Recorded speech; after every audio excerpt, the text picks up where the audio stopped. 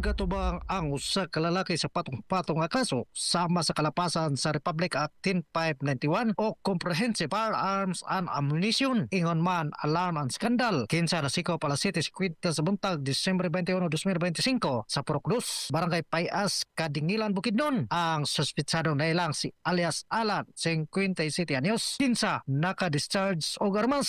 Subay na ini nitaho sa kapulisan ang barangay kapitan o gipresenta ang usa ka karton isip ebidensya og mitug-an nga dito sa iyang Pinoy-ana ng suspek. Ni-responded tayon ang kapulisan og nipadayon sa Pinoy-anan sa suspek. Dinhi na nadiskubrihan sa mga pulis ang armas nga gisulod sa usa ka unlan. Ang suspek gilayong gidakop human napakyas kini sa pagpresenta sa ilegal nga mga dokumento. Samtang nakonpiska sa kapulisan ang usa ka kalibre 45 nga pistola, 5 ka bala niini, usa ka steel magazine o usa ka empty shell. Mga katropa, aron makalikay ta sa sakit nga dala sa pangit nga panahon, tomar perme sa mga pod supplements nga gama sa Yes Health Incorporated. Labi na ang Premium D3 Subgel Capsule. Alang sa nakayos ang Pilipino para sa Pilipinas. Ako sa katropang Michael Carato Ricabo, ex FM News.